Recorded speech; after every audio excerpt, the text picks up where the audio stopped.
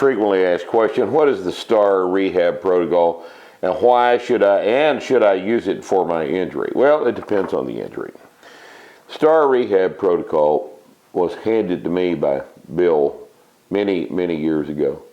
Bill developed the thing when he was experiencing some chronic back problems, and he developed some back pain.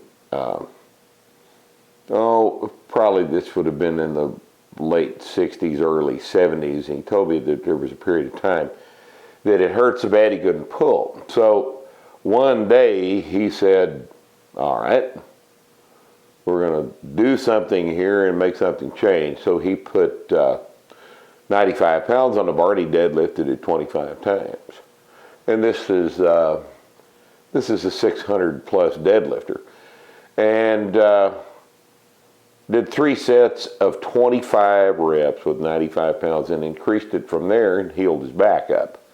I have found over the years that the Starr Rehab Protocol, which is in a nutshell, very lightweight, very high reps, using absolutely perfect technique so that the injured component of the kinetic chain gets worked to the extent of its capacity within the context in which it normally functions.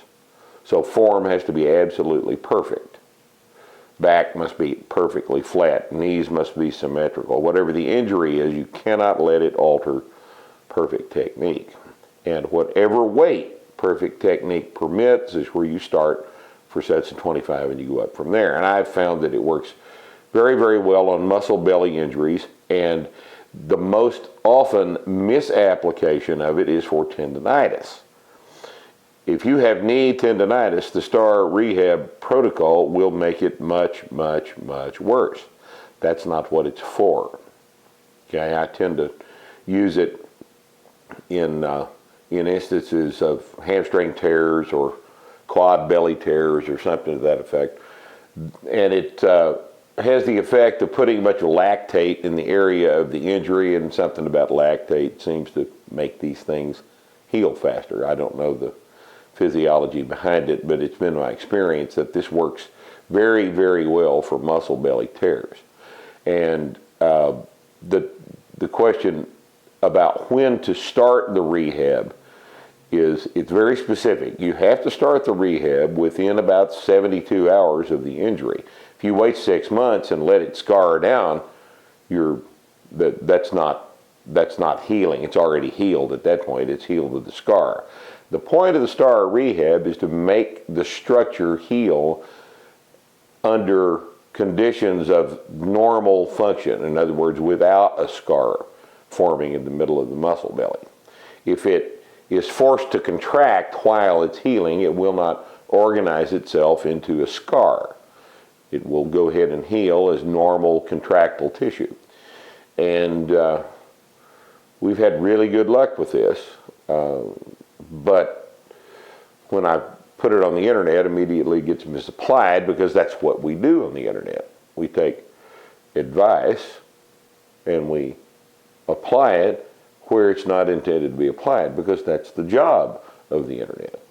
And I get asked this question all the time, and in fact I think I took it down off the website, because it's usually what I'll get a question about is, how do I apply this to an old injury or to tendinitis or something? It's not what it's for. Once you hurt yourself, the thing is bleeding. Okay?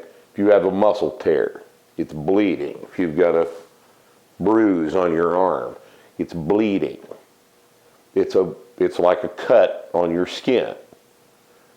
Now, what's the most frequent thing that people tend to do when they hurt themselves like that? They stretch. If you cut your arm, would you stretch it while it's trying to heal? Well, no, because that would be stupid.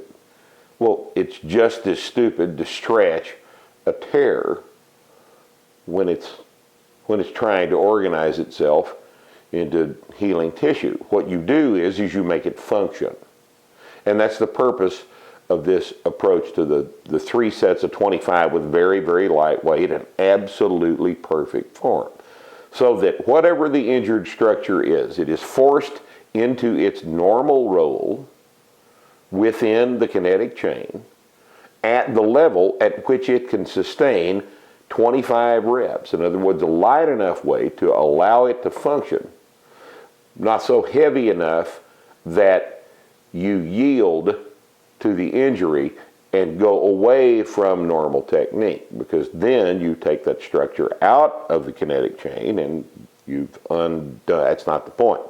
The point is to find the point where the thing can sustain its normal function within the kinetic chain, and then work it at that point and then shove it on up in weight, forcing it to heal.